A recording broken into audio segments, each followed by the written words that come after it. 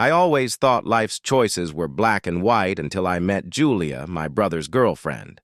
I'm Mark, 24M, a software developer. My brother Dan is the charismatic kind, always the life of the party, but not the most dependable. When he introduced us to Julia, 22F, I instantly felt a connection that was both thrilling and terrifying. Julia was kind, intelligent, a vibrant soul who could light up any room. I envied her, yet admired her resilience, especially knowing how Dan sometimes took her for granted. At first, I shrugged it off as harmless admiration. We'd often chat whenever Dan was late, which was pretty much every time they were supposed to meet. But there was this one evening when everything changed for me. Dan, in his usual fashion, bailed on a dinner plan with her but didn't bother to inform Julia. She waited at the restaurant, underdressed for the cold, while I arrived to explain Dan's yet another urgent matter. Her eyes that night were tinted with disappointment I'd never seen in my brother's carefree world. We ended up having dinner together, discussing everything and nothing.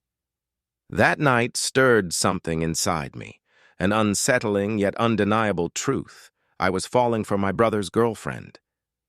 The guilt was crushing, but the heart is stubborn, and mine was no exception. Compelled by this newfound emotion, I started questioning my principles.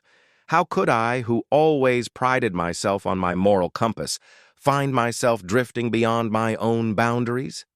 As weeks went by, I noticed subtle hints that Dan was preparing to propose to Julia. My chest ached at the thought. Coming to terms with my emotions, I realized I valued Julia's happiness over my own desires. It dawned on me that Julia deserved better, even if that meant she'd never be with me. My silent promise was to always be there for her, should things ever fall apart with Dan. To my surprise, a couple of nights ago, Julia confided in me about her doubts regarding their relationship. I listened, offering her support, choosing my words carefully, not hinting at my feelings.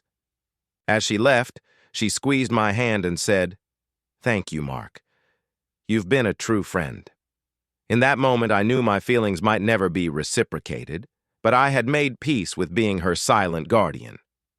Love, after all, isn't always about possession, but often about quiet sacrifices, hoping for her happiness, even if it's not with me.